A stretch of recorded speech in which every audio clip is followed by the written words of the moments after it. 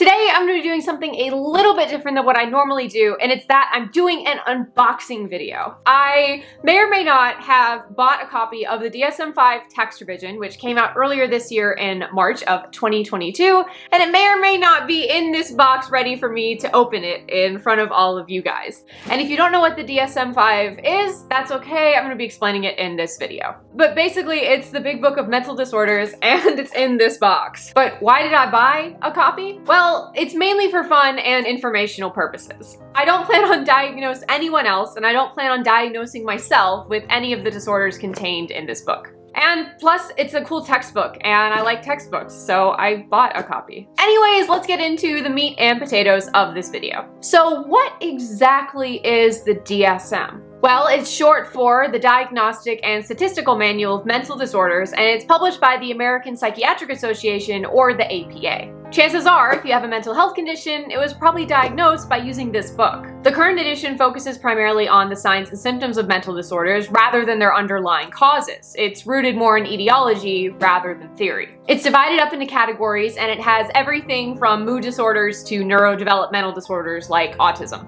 It first talks about the criteria for a given condition, then goes on to talk about features, development, and course, along with differential diagnoses and some other things. And the DSM itself does this in a very broad sense, but it still gives the clinician a good idea of what the condition might look like. And the DSM itself is updated by a team of psychiatrists and scientists, and it's no small undertaking. There's quite the team, and editions come out over decades apart, which you'll learn throughout this whole video. And before I go into this box, I want to talk about how we got here. And if you're not interested in how we got here, which is totally fine, I'll put over the timestamp, put the timestamp over here so that you can just skip ahead to it if you want to. And this is in no way a complete history, but this is just some of it. So the first edition of the Diagnostic and Statistical Manual of Mental Disorders came out in 1952. The book itself was close to about 130 pages, and it had 106 diagnoses. And the thing is, the origins of the DSM go back way beyond that. Like, why do we even need a book like this in the first place? In the 1800s, efforts to gather information on mental illness began.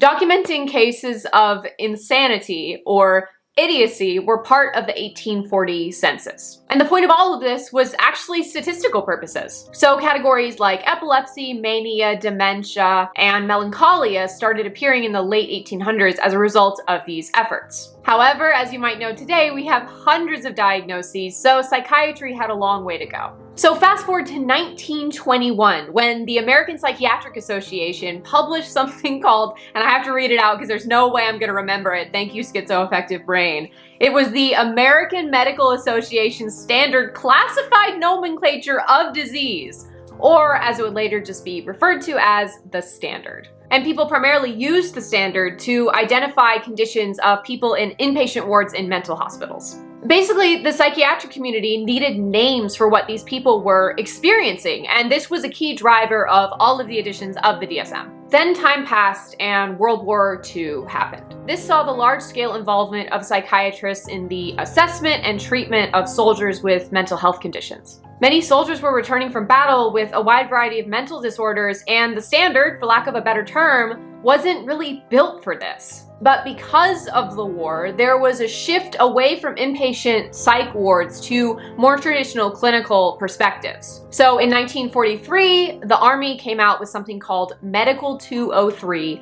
which would later be known as the Armed Forces Nomenclature. And it was primarily used for soldiers and identifying their mental illnesses. So what happened next was that in 1944, and I can actually pull up the paragraph where I'm getting this information from, that's from the DSM-1, but basically in 1944, the Navy made the big revision of Medical 203, but tried to stay within the limits of the standard. However, eventually the Army got a hold of it, made a sweeping revision, got rid of a ton of stuff, and basically came up with like a new version that was more modern to what was being experienced in real time. And the result of that was eventually adopted by all of the armed forces, and then the Veterans Administration came up with its own version. And so eventually, as you might guess, those systems moved out of the military and into civilian life. And the big thing happened when the International Classification of Diseases 6th edition came out. And this was huge because the ICD-6 had a chapter on mental disorders that was extremely similar to Medical 203, and that was done on purpose. The ICD-6 in general was a way to diagnose a wide variety of conditions, not just mental health, but it was the chapter on mental health that would later be isolated, edited, and then turned into the first DSM. And so the first DSM came out in 1952, and there was a huge problem with the first DSM, and it's that it was mainly rooted in theory, and that theory was that every mental health condition was basically a reaction to something in the person's life. So as an example, I'll show you the little schizoaffective paragraph that I got in the first DSM, and you can see that it says schizophrenic reaction, schizoaffective type. And that's how all the disorders were. They were called reactions, like in the textbook. Because of this loose theory theme, doctors would not necessarily make the same diagnosis as each other. And since it was believed that mental health conditions were just reactions to life's problems, it's kind of hard to get a good diagnosis when you don't have the whole story. And we all know how hard it is to get time with doctors. So see how this might cause some issues? So in 1968, the second DSM came out, and there were changes to it, of course. It had 182 disorders over 132 pages.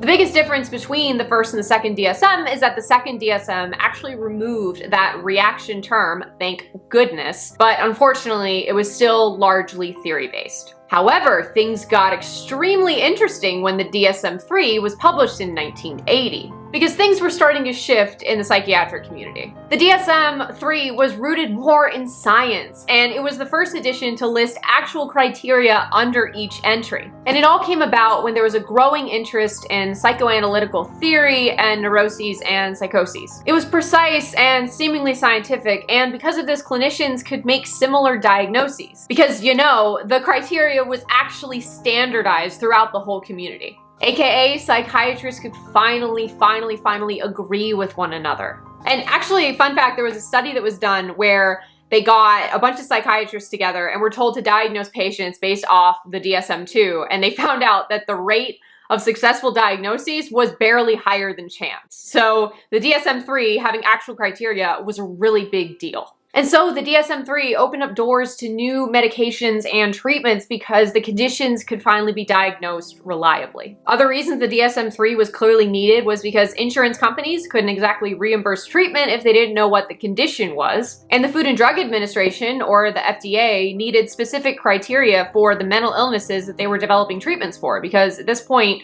psych drugs were well on their way to being produced and developed on a larger scale. And finally, medical schools needed something to teach to their students. And so a new leaf was turned and the DSM-3 changed psychiatry forever. And in 1994, the DSM-4 came out. The DSM-4 expanded on the criteria that was found in the DSM-3, and actually standardization on the part of the ICD also began at this time. The fourth edition found 279 disorders between its pages, and it wasn't that more disorders were being created, but they were finding the distinctions between disorders and modifying the criteria as a result. And now we nearly reach our current edition. In 2000, work on the DSM-5 began. And in 2013, it was published. One of the biggest things that doctors and scientists wanted to put in this version was the addition of biomarkers. Now, the problem is that biomarkers themselves take years to develop, lots of experiments, lots of science, lots of data analysis, and it's a field that I know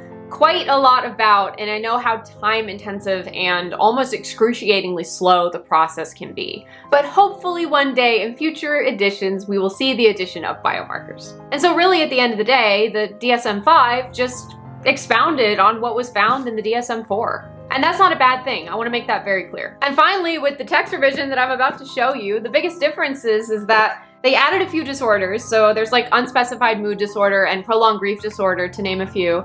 And then they removed primarily outdated information because the DSM-5 itself came out like 10 years ago. They also took appropriate attention to risk factors such as racism and discrimination and the use of non-stigmatizing language. And so while the text revision didn't necessarily change anything major, meaning I'm still schizoaffective as of this edition, it did start to lay the groundwork for inclusivity in psychiatry. And that's really where we are today. So from all the way back when the Army wrote Medical 203, all the way now to the DSM-5 text revision, we have a book that has roughly 300 disorders in it. It's helped so many people. It's helped me. and I'm so excited to finally open up my copy. So I'm allowed to have sharp things again, so I don't have to like rip this open with my hands, but I will go ahead and hopefully see if we can get it. Yeah, so you can see where I'm going with it. Oh, this is so exciting, honestly. Like, the nerd in me is just so, like, just screaming. Oh my goodness. Okay.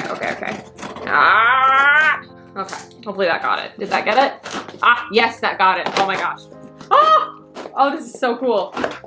Oh my gosh. Okay. All right, okay. Oh my gosh, it's huge. Jeez.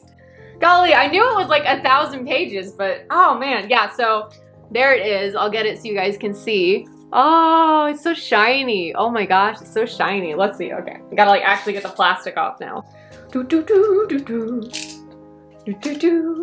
Always like sheath your razors, friends. Okay, let me go. Come on, you can do it. Ah, there we go. Okay. Oh, the plastic off. Guys, this thing was expensive. Like, oh my goodness. I got it off Amazon, right? But it was still expensive. Oh, wow. Oh, wow. It's, I'm not even over how shiny it is, even without the plastic. Yeah, so, yeah, there you go. Oh, you can't really see it. Oh my gosh. Anyway, it says Diagnostic and System Manual of Mental Disorders, 5th edition, text revision. Everything. American Psychiatric Association. Yeah, so let's see. Let us see. Okay. Wow, this is so much. Okay, so basically, I want to show you, let's see. Schizophrenia spectrum and other psychotic disorders. 101. I'm early on. How exciting is that? Okay. All right, so it took me some time, and I definitely cut the video a little bit so you didn't have to see me flipping through all the pages, but on page 121 of the DSM-5-TR, I found schizoaffective disorder, and it's right here.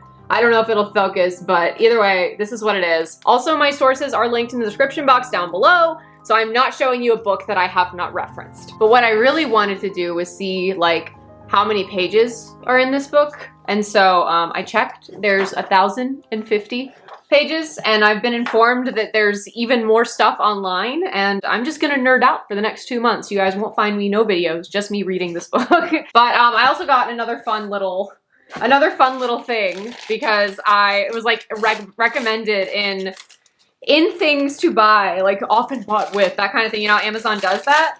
They have tabs that you can stick like on the book. Like, I'm not over it. So it's gonna be, and they are updated to the new version. So best friends, these are gonna be like, I'm gonna spend so much time like putting these tabs on and everything. But honestly, it's really cool to have like a book that I've heard about for so long, something that has such a deep history, rooted in a wide variety of things. Like, we've come so far from just like army people wanting to know what their soldiers have when they're done with battle. And I think honestly, knowing the context of the book that I'm diagnosed with is, I don't know, it offers a really cool perspective. So like, always look at the context of stuff, because it kind of helps you understand and respect things more, because this has been decades and decades of research and questions and so much time, so much energy, and it's helped so many people. It's helped me. But yeah, thank you so much for watching this video. I'm gonna cut it here. No more boring textbook talk with Kit, but I hope you enjoyed this video. Let me know what you think,